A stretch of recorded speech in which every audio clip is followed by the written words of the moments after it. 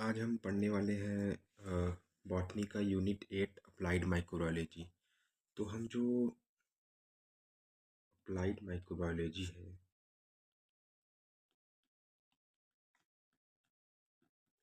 उसके लगभग 23-24 पॉइंट हैं। तो हम पूरा डिटेल में इसको नहीं पढ़ेंगे। हम इसको थोड़ा थोड़ा एक ब्रीफ नॉलेज देंगे या समरी नॉलेज देंगे, जिससे मतलब अगर क्वेश्चन आए तो हमें समझ में आए कि ये कैसे क्वेश्चन है, किस टॉपिक से है, तो उस हिसाब से कर लेंगे। क्योंकि अप्लाइड माइक्रोबायोलॉजी का मतलब यही है कि हमारे लाइफ में या हमारे जो इंडस्ट्रियल एरियाज में, हमारे फूड में, हमारे फार्मिंग में माइक्रोब्स का जो रोल है, जो मतलब एल्गी का जो मतलब छोटे छोटे ऑर्गेनिज्म होते हैं, माइक्रो ऑर्गेनिज्म का जो रोल है, उसी के बारे में हम पढ़ेंगे जो अप्लाई हो रहा है हमारे लाइफ में। तो इसमें आज हम 8-9 टॉपिक के बारे में पढ़ेंगे, 9-10 टॉपिक के बारे में। एक रहेगा फूड फर्मेंटेशन। उसके बाद हम पढ़ेंगे अमाइनो एसिड के बारे में।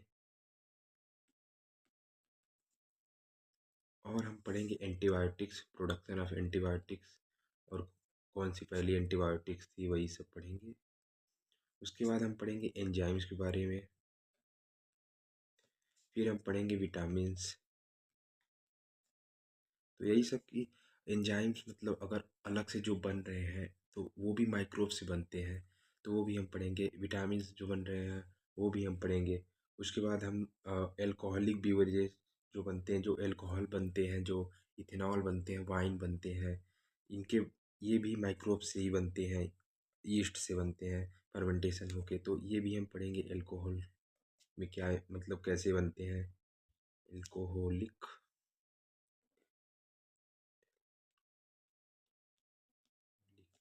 उसके बाद हम पढ़ेंगे ऑर्गेनिक एसिड जो होते हैं, जैसे लैक्टिक एसिड हुए या सिट्रिक एसिड हुए, वो कैसे बन रहे हैं, ये भी पढ़ेंगे। उसके बाद जेनेटिक रिकॉम्बिनेंट वैक्सीन।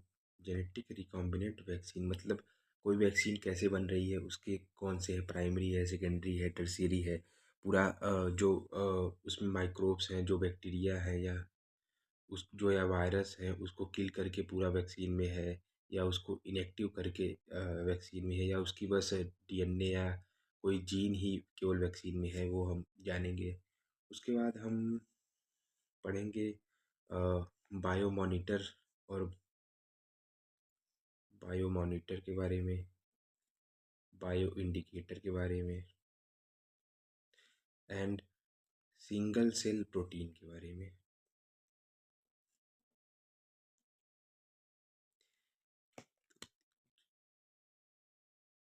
10-11 टॉपिक आज हम पढ़ेंगे। तो हम स्टार्ट करते हैं।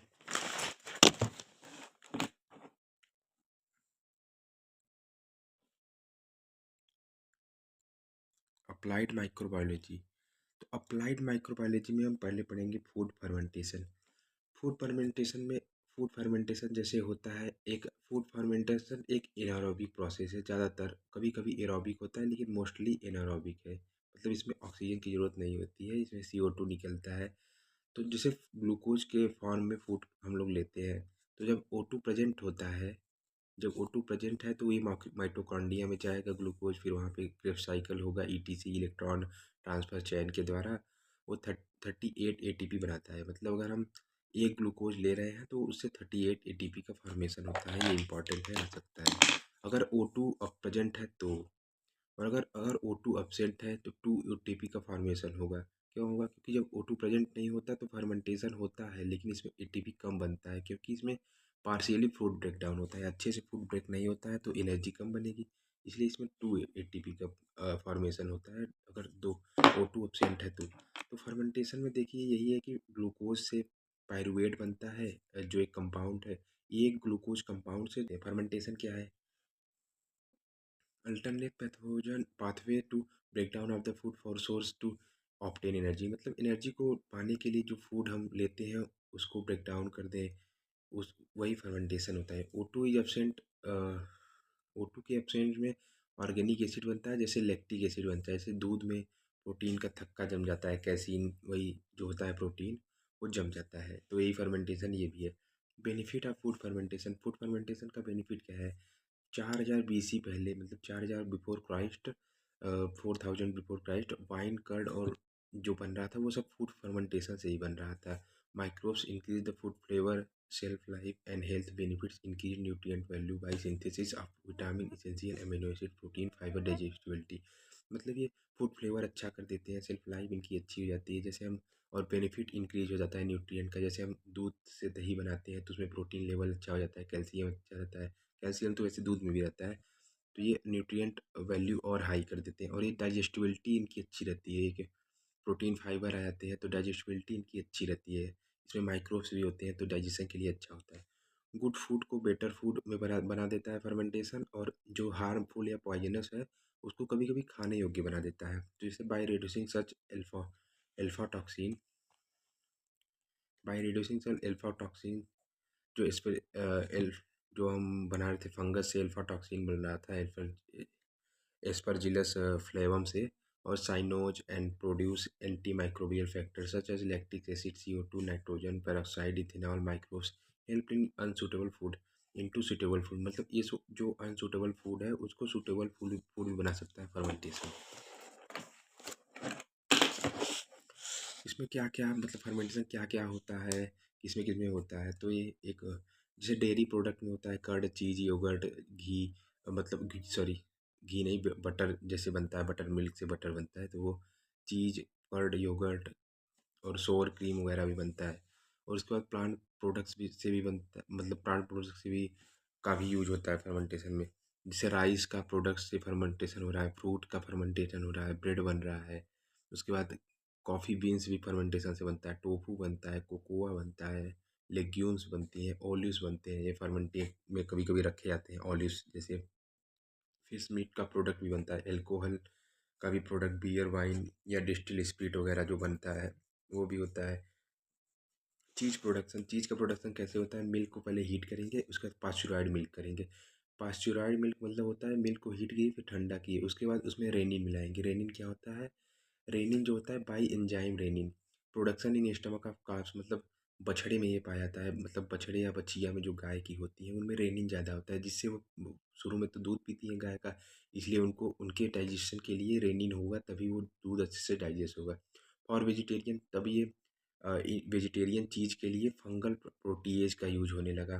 द काफ्स साइमोसिन जीन इकोलाई, जब एक काफ का साइमोसिन जीन लिए उसके बाद इसको इकोलाई में डाल दिए, फिर वो रिकॉम्बिनेंट एंजाइम से वो फॉर्मेशन कर दिए, मतलब उसमें अब कोई जो बोल सकते हैं कि कोई अ, पशु की मतलब प्रॉब्लम नहीं देकर रेनिन नहीं निकाला गया, उसको वेजिटेरियन भी यूज करते हैं। तो अब ये होने लगा, नहीं तो पहले ये ऐसा होता था। चीज़ तो 3 प्रकार के होते हैं, रॉकीफोर्ड चीज़ बनते हैं पेनिसिलियम रॉकीफोर्टी से, कैम्बर्ट या कैमेम्बर चीज़ बनते हैं पेनिसिलियम कैम्बर्टी से, स्विस चीज़ बनते हैं प्रोपियोनोबैक्टीरियम शर्मानी से। और ये लार्ज होल जो होता है स्विस चीज़ में वो CO2 का कारण होता है, क्योंकि फर्मेंटेशन में वो CO2 जब निकलता है तो वो लार्ज होल कर देता है और वहीं पे वो जम जाते हैं, इसीलिए।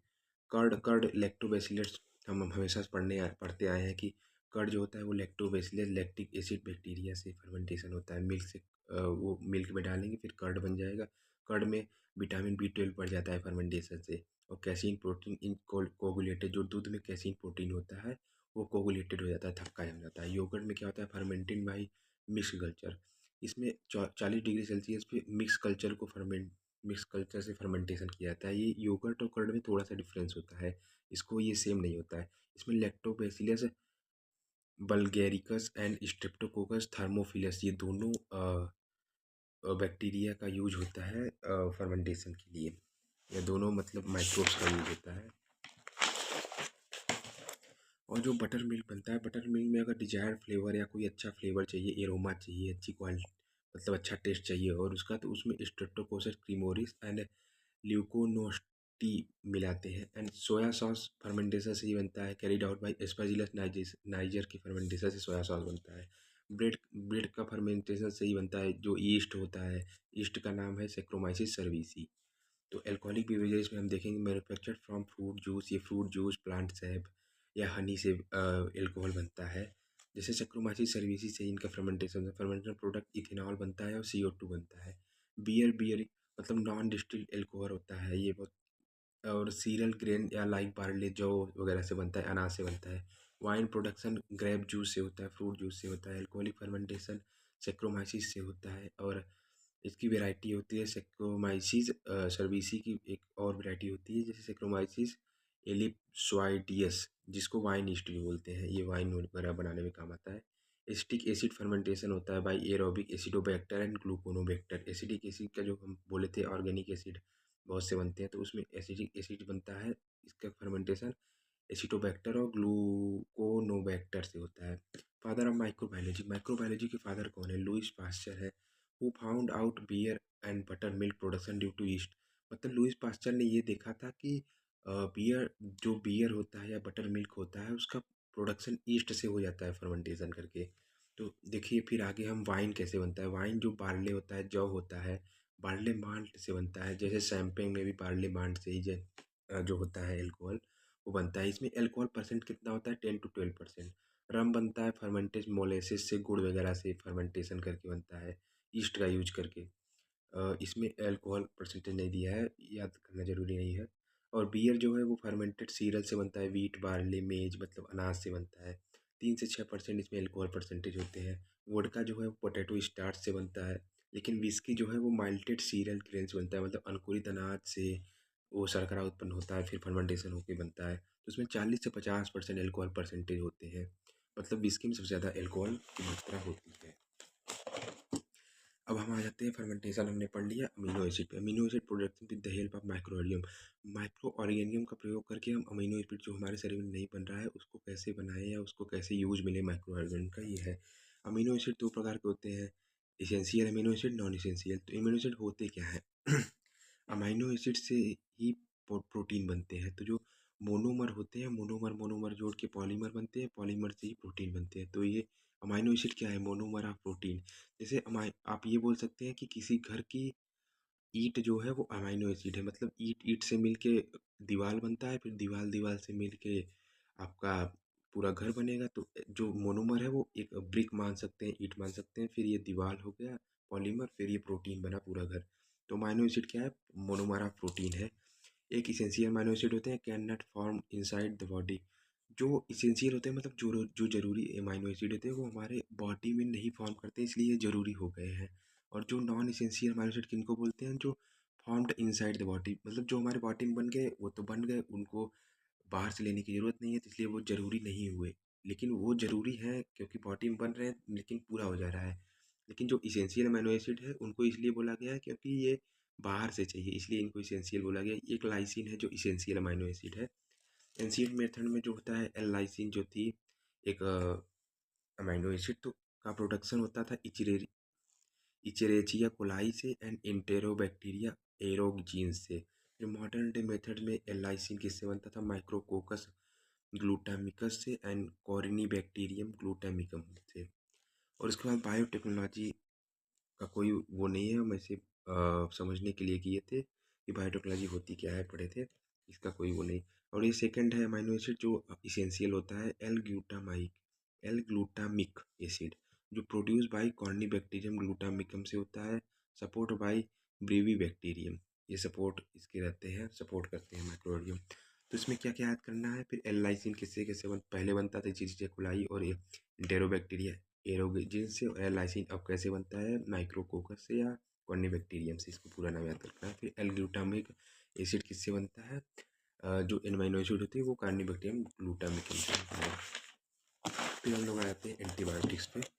Antibiotics, microbial production of antibiotic. Antibiotics से कैसे माइक्रोब से कैसे एंटीबायोटिक बनाई जाती है? तो जो antibiotics are substance are killed और inhibit the growth of cell. Antibiotics एक ऐसा टेंशन सब्सटेंस है जो माइक्रोब्स के सेल जो होते हैं, जो हमारे में बैक्टीरिया से बैक्टीरिया के सेल होते हैं जो हमारे बॉडी में आते हैं और हमारे बॉडी को नुकसान पहुंचाते हैं, उनके सेल की ग्रोथ को रोक देता है या किल कर देता है एंटीबायोटिक्स। एंटीबायोटिक मतलब में एंटी होता है अगेंस्ट, और बायोटिक मतलब बायो, मतलब ये लाइफ के अगेंस्ट होता है बैक्टीरिया या मतलब कोई भी माइक्रोब्स के, मतलब बहुत से माइक्रोब्स के, सारे नहीं, स्पेसिफिक स्पेसिफिक होते हैं सबके। ये डिस्कवर्ड बाय एंटीबायोटिक की डिस्कवरी, मतलब पहली एंटीबायोटिक की डिस्कवरी किसने की थी? अलेक्जेंडर फ्लेमिंग ने 1929 में। इसको पेनिसिलिन फंगस था उसकी डिस्कवरी की थी, तो ये एक जगह काम कर रहे थे अपने लैब में। उसके बाद वहाँ पे वो पेनिसिलिन को ऐसे ही छोड़ दिए। फिर वो खुद ही मतलब बहुत दिन बाद देखे तो वहाँ पे एक बैक्टीरिया मतलब वहाँ पे बन गया। तो जहाँ वहाँ पे और कोई माइक्रोब्स का और फॉर्मेशन नहीं हो पाया, वो और कोई माइक्रोब्स नहीं था, केवल यही था। तो ऐसे ही जान गया कि ये बहुत सारे माइक्रोब्स को मार रहा है। तो फिर धीरे धीरे यही हुआ। ये अमेरिकन सोल्जर्स पे बहुत यूज किया गया था। मतलब उस समय वर्ल्ड वार हो रहा था 1929 में, तो अमेरिकन सोल्जर्स जो घायल थे उन पर पेनिसिलिन का यूज किया गया और बहुत अच्छा रिजल्ट आया।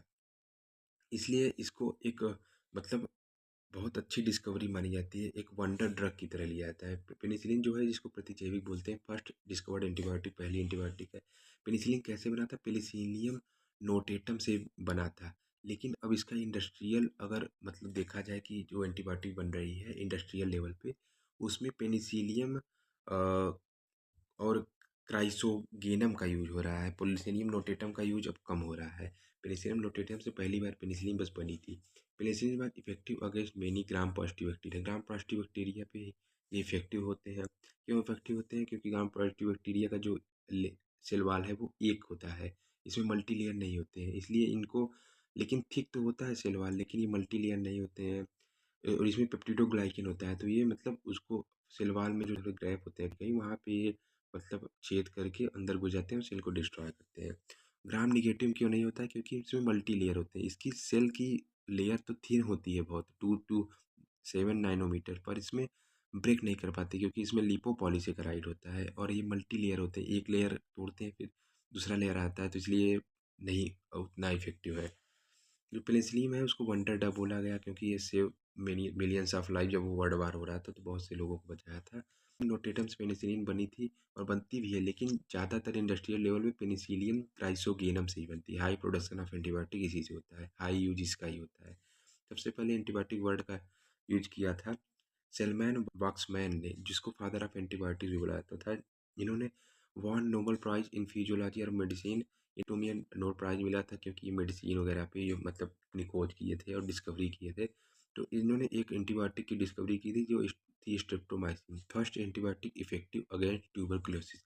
ये जो टीबी पहले रोग था उस पर ये बहुत ज़्यादा इफेक्टिव था एंटीबायोटिक। ट्यूब स्ट्रेप्टोमाइसिन ये इंपॉर्टेंट है आता है। इन्होंने और डिस्कवर किया था 20 एंटीबायोटिक का, इसलिए इनको नोबेल प्राइज मिला था सेलमान वॉक्समैन को। जो स्ट्रेप्टोमाइसिन होती है ये कैसे किस माइक्रोब से बनते हैं? तो ये बनते हैं स्ट्रेप्टोमाइसिस ग्रीसियस से, जो एक्टिनोमाइसीटी के मेंबर मतलब जीनस है। और एक्टिव अगेंस्ट एसिड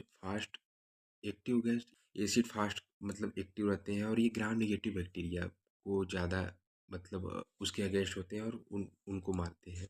स्ट्रिप्टोमाइसिन में जेंटामाइसिन भी आता है, नियोमाइसिन भी आता है, कैनामाइसिन भी आता है। Gentamicin active against some strain of pseudomonas पर, नियोमाइसिन स्किन और आई इन्फेक्शन पे में, kanamycin use to treat tuberculosis. ऐसे ही टेट्रासाइक्लिन भी होता है और भी एंटीबायोटिक होते हैं।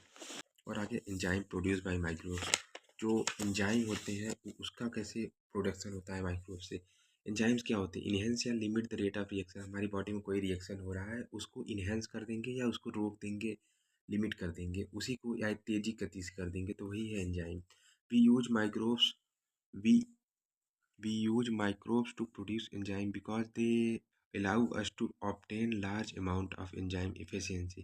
मतलब हम माइक्रोब्स का यूज़ करते हैं एंजाइम्स बनाने के लिए, because they allow us to obtain large amount. इनसे लार्ज अमाउंट में एंजाइम बन जाते हैं, इसलिए which helps in industrial process में अच्छा काम करता है। जूस क्लियर करता है एंड मेकिंग डाइटरी सप्लीमेंट बनाने में भी इनका यूज किया जाता है। एक एंजाइम होता है amylase alpha and beta and glucoamylase, जो प्रोड्यूस बाय नाइगर। ग्लूकोएमाइलेज जो होता है एंजाइम, वो किससे प्रोड्यूस होता है? एस्परजिलस नाइगर से और राइजोपस से। और भी बहुत से एंजाइम्स होते हैं, लैक्टेज होता है, प्रोटीएज होता है, लाइपेज होता है, रेनिन होता है। तो ऐसे ही बहुत से हैं। फिर आए हम विटामिन पे। Vitamin produce by microbes. Vitamin B12 produce by propionibacterium shermanii, pseudomonas and bacillus megaterium. Vitamin B12 की आपूर्ति इन माइक्रोब से होती है। उसके बाद आ गया राइबोफ्लेविन, विटामिन B12 जिसको बोलते हैं, तो प्रोड्यूस बाय एस्बियागोसिपी या इरेमोथिसियम एसभी। genetic engineering we use an propionibacterium purification able to produce 5 more vitamin 12। जो प्रोपियोनिक बैक्टीरियम है वो विटामिन 12 मोर प्रोड्यूस करती है अगर जेनेटिकली इंजीनियरिंग का यूज करके हम करें तो। फिर आते हैं हम वैक्सीन पे, रिकॉम्बिनेंट वैक्सीन। रिकॉम्बिनेंट में जो रिकॉम्बिनेंट वैक्सीन में जो जेनेटिक है उसको मतलब बोलते हैं स्टडी ऑफ जीन्स। रिकॉम्बिनेंट मतलब रिफॉर्म हो जाए, न्यू कॉम्बिनेशन हो जाए।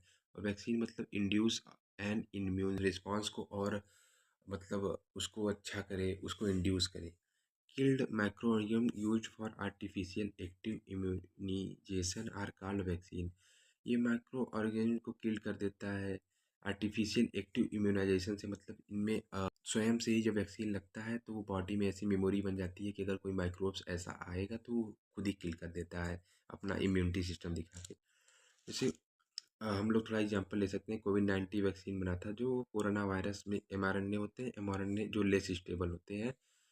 स्टेबिलिटी में डीएनए ज़्यादा स्टेबल होता है आरएनए से या एमआरएनए से। तो इनमें भी हुआ था, इनका इंटीजन निकाल के दूसरे एडिनो वायरस में या उसमें डाला गया था, फिर उसके बाद उससे बना था। तो ये एंटीजन से हुआ था। लेकिन ये जो कोवैक्सीन है, कोवैक्सीन में क्या हुआ था, कोविड-19 का जो कोवैक्सीन था उसमें हीट ट्रीटमेंट पहले दिया गया कोविड-19 कोरोना वायरस को, और उसके बाद फिर ये रेडी केमिकल ट्रीटमेंट या दिया गया, फिर इसको ब्रेक जेनेटिक मटेरियल, उनका जेनेटिक मटेरियल ब्रेक कर दिया गया और जो उनकी स्पाइक प्रोटीन थे बॉडी में गया, उनसे इन्फेक्शन ग्रोथ और मल्टीपल स्पाइक प्रोटीन जो था उसी को बॉडी में हम लोग भेज दिए, जो इन्फेक्शन या ग्रोथ नहीं करता है, मल्टीप्लाई नहीं होता है, तो बॉडी में कोई नुकसान भी नहीं होगा और बॉडी को पता भी चल जाएगा कि ऐसे वायरस हैं जिससे हमें आगे लड़ना है। तो ऐसे ही हुआ था सब। मतलब जो ये जेनेटिक मतलब वैक्सीन है, वैक्सीन 3 प्रकार की होती है। First generation vaccine, second generation vaccine, third generation vaccine. First generation vaccine में इनका डिफिनेशन है, vaccine are prepared using the whole body live attenuated और killed inactivated pathogen to induce immunity. मतलब जो वैक्सीन है ये इन पूरी बॉडी का यूज किया जाता है, या इनको एक मतलब अक्रिय अवस्था में जिंदा ही डाल दिया जाता है, या इनको पूरी तरह से किल्ड करके अंदर भेजा जाता है वैक्सीन में। तो इनमें पैथोजन टू इंड्यूस इम्यूनिटी, जो पैथोजन होते हैं वो इम्यूनिटी को और इन्हेंस करते हैं, इम्यून इंड्यूस करते हैं, बताते हैं कि ऐसे है।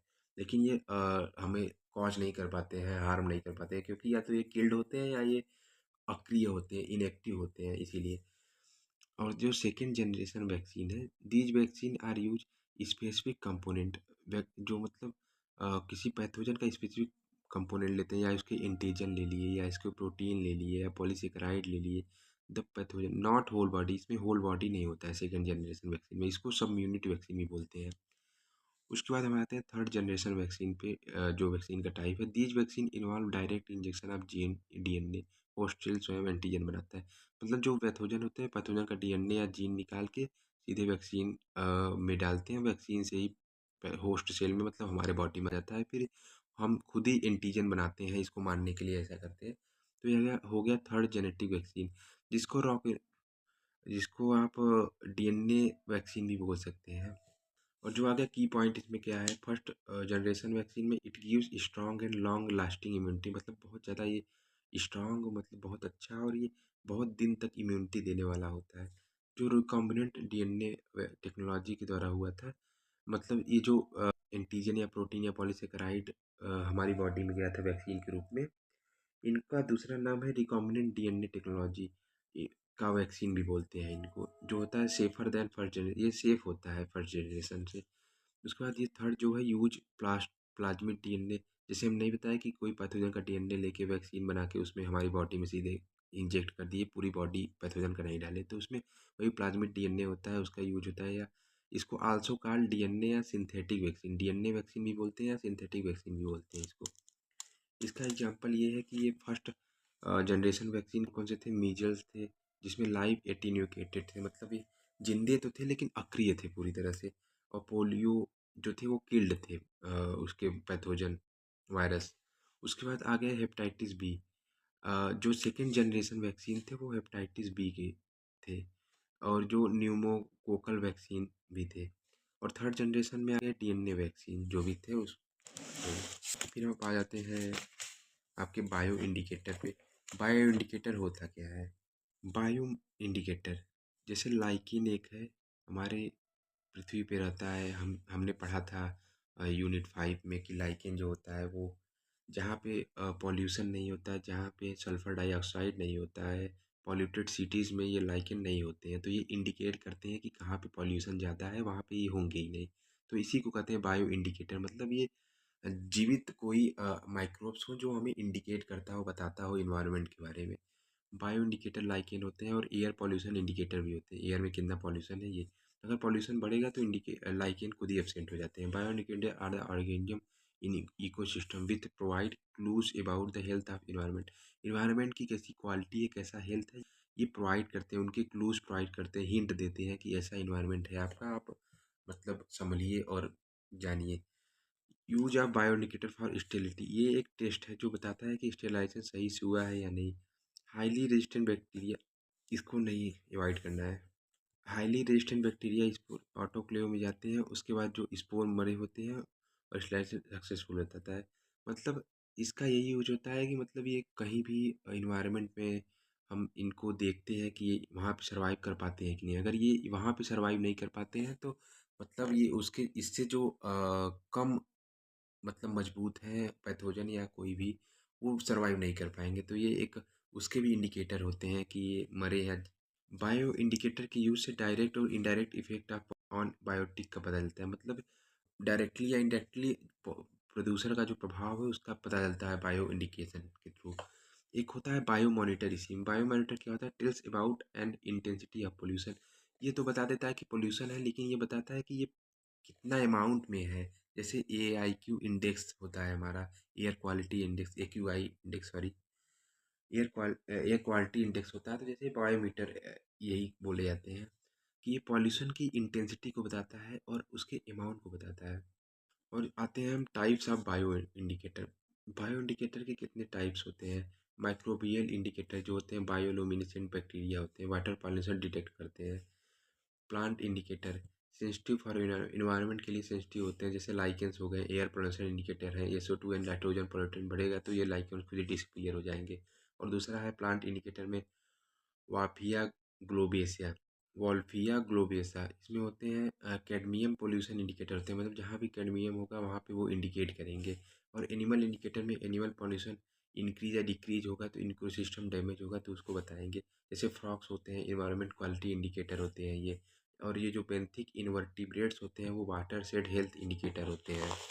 उसके बाद एक प्लैंकटन होता है जो वो they are excellent indicator of water quality. Water की क्वालिटी बताते हैं, जैसे यूग्लिना हो गए, फैकस हो गए, या ट्राइक्योलोमोनास हो गए, ये सब बताते हैं वाटर की क्वालिटी। उसके बाद हम आते हैं आज का last topic, single cell protein. Single cell protein आप ऐसा समझिए कि एक सेल है, एक टेबलेट है, वही प्रोटीन है, वही सप्लीमेंट है जैसे इस टाइम हम ले रहे हैं अपने डिफिशियंसी को, न्यूट्रिशन डिफिशियंसी को ख़त्म करने के लिए। जो हमारे देश में हिडन स्टारवेशन हो रहा है, मतलब भूख तो पूरा हो जा रहा है लेकिन अंदर की जो न्यूट्रिशन की कमी है वो है। तो उसको पूरा करने के लिए हम सिंगल सेल प्रोटीन का यूज करते हैं। ये छोटे ही होते हैं लेकिन ये बहुत इफेक्टिव होते हैं, ये कम्प्लीटली प्रोटीन होते हैं। तो ये माइक्रोब से ही बनते हैं। इसमें प्रोटीन कंटेंट 30 से 70% तक होता है। Not just a protein, it's a cell. ये एक सेल टाइप के होते हैं। Completely eat for their nutrition and requirement. Nutrition का जो रिक्वायरमेंट होता है उनके, वो ये कम्प्लीटली उसको ईट कर लोगे तो वो मिलता है। Like yeast, some fungi, bacteria, algae, ये इनसे मिलता है single cell protein. It is not, ये हार्मफुल नहीं होता है। यूजेज वेस्ट सब्सटेंस, मतलब जो इनके माइक्रोब्स होते हैं, जो सिंगल सेल प्रोटीन जिनसे बनता है, वो कहाँ पे उगते हैं? वो यूजेज वेस्ट सब्सटेंस, मतलब ये फ्लोर पे या केमिकल में या स्ट्रॉ पे, मतलब भूसे पे या कंपोस्ट खाद पे या मतलब सड़े गले खाद पे उगते हैं। मतलब इनका कोई बहुत वो नहीं होता कि इनको बहुत अलग से कहीं उगाया जाए, ये झंझट नहीं होता है। During world war SCP use in large scale. जब वर्ल्ड वार हो रहा होता है या हुआ था, तो SCP जो सिंगल सेल प्रोटीन है उसका बहुत लार्ज स्केल में यूज हुआ था, क्योंकि ये बहुत कम मात्रा में, जैसे हम लोग खाना बहुत खाएंगे तब जाके हमें 2%, 4%, 5% प्रोटीन मिलता है, अगर हम कोई 200 ग्राम, 100 ग्राम खाना खा रहे हैं तो। लेकिन ये जो SCP होता है, अगर हम 5 ग्राम खा रहे हैं उसको, तो वो 3 ग्राम, 4 ग्राम प्रोटीन देगा ही देगा। तो ऐसा होता है। Milestone of biotechnology. बायोटेक्नोलॉजी में एक माइलस्टोन है कि जो हमारी न्यूट्रिशनल डेफिशिएंसी को ख़त्म कर रहा है। Single cell protein refers to any microbial biomass obtained from bacteria, yeast, algae, fungi, which is used as food or feed additive। मतलब जो इसमें जो बैक्टीरिया, यीस्ट, एल्गाई, फंजाई है ये यूज होते हैं, एक फूड की तरह यूज किया जाता है सिंगल सेल प्रोटीन मतलब बना के। प्रोटीनीशियस माइक्रोब्स ये से जल्दी प्रोटीन बनाना और फिर उसी प्रोटीन को अपनी न्यूट्रिशन खत्म करना। जो मतलब प्रोटीनीशियस माइक्रोब्स होते हैं, जैसे हमने एल्गी में पढ़ा था, स्पाइरुलिना हो गया, उसके बाद क्लोरेला हो गया, इन सब से प्रोटीन जल्दी बनाया जाता है। उसके बाद उसको प्रोटीन को अपनी बॉडी में लिया जाता है जिससे न्यूट्रिशन डेफिशिएंसी को खत्म हो सके। Micro organism use in SCP मतलब सिंगल सेल प्रोटीन में जो माइक्रो ऑर्गेनिज्म वो कौन से यूज होते हैं। एल्गी है कुछ, जैसे क्लोरेला हो गया, स्कैंडेसमस हो गया एंड स्पाइरुलिना हो गया। ये तीन एल्गी है मेनली, और भी होते होंगे। ये तीन है जो प्रोटीन बनाने में बहुत योगदान देते हैं। एक ये जो स्पाइरुलिना है, अगर इसका ड्राई वेट किया जाए मतलब इसका सूखा का वेट किया जाए तो ये 60% तक प्रोटीन देता है। मतलब अगर ये 100 ग्राम है तो वो 60 ग्राम प्रोटीन देगा। और ये प्रमोट भी किया गया था CFTRI इंस्टीट्यूट से, जो इंडिया में है। एंड जो और भी माइक्रो ऑर्गेनिज्म है, जैसे मशरूम हुए ये फंजाई है, ईस्ट हुई ये भी फंजाई है, और बैक्टीरिया हुए जैसे बैसिलस मेगाथेरियम हो गए, लैक्टोबैसिलस हो गए, ये सब भी एक अच्छा प्रोटीन रिच सोर्स है। इनसे भी प्रोटीन बनता है, इनसे भी विटामिन बनता है, राइबोफ्लोविन, विटामिन B12, विटामिन 2, ये सब भी बनता है। जैसे मशरूम में हमने पढ़ा था कि अगर ड्राई वेट किया जाए मशरूम का विटामिन प्रोटीन का तो 20 to 30% तक होता है। जो एससीपी प्रोडक्ट है उसमें जो प्रोटीन है, एक माइक्रो प्रोटीन है, प्रोटीन बनते हैं मेथिलोफिलस से, मेथिलोट्रोफस बैक्टीरिया से बनते हैं, और माइक्रो प्रोटीन फ्यूजेरियम से बनते हैं। गुड ईस्ट सोर्स, ईस्ट का जो एक ईस्ट जो अच्छा सोर्स है वो भी बताया गया है। कैंडिडा है, एंडोमाइकोसिस है, डेबारियोमाइसिस है एंड प्लूवेरोमाइसिस है। तो ये सब है, लेकिन इसमें मेनली यही पढ़ना है कि क्लोरेला और स्पाइरुलिना ये सब। उसके बाद फिर इसमें मशरूम ईस्ट ये सब जान लेना है। सिंगल सेल प्रोटीन होते क्या है, इसमें कितने % प्रोटीन पाए जाते हैं, ये सब जानना है। उसके बाद ये माइक्रोब से बनते हैं, यही सब है। आज के लिए इतना ही, कल हम लोग आगे के टॉपिक पढ़ेंगे। और ये मैं बता दूं कि ये बस एक जो सिलेबस है उसको उसका डिफिनीसन है, जो एक पॉइंट दिया हुआ है, जैसे उसका डिफिनेशन, ये पूरा लेक्चर नहीं है फुल लेक्चर। तो इसके बाद क्वेश्चन प्रैक्टिस करने से ही हमारी कॉन्सेप्ट क्लियर होंगे। तो इसके लिए आप क्वेश्चन प्रैक्टिस करिएगा तभी समझ में आएंगे। जैसे हम लोगों ने क्या पढ़ा, food fermentation and food product by microbes पढ़ा, अमाइनो एसिड पढ़ लिया।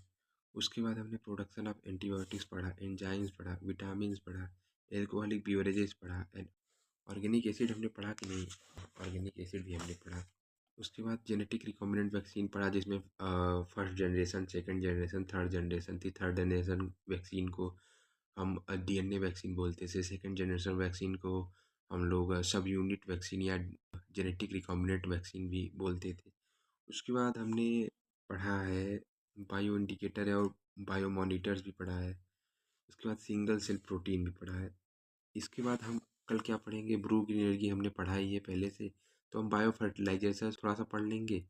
उसके बाद एजोला एनाजा भी हमने पढ़ा है, नाइट्रोजन फिक्सेशन जो करते हैं, जो हमारे आपके एल्गी में है। उसके बाद माइकोराइजा भी हमने पढ़ लिया है, जो होते हैं फंगस और हायर प्लांट के रूट से एसोसिएशन करके हमें फ़ायदा देते हैं।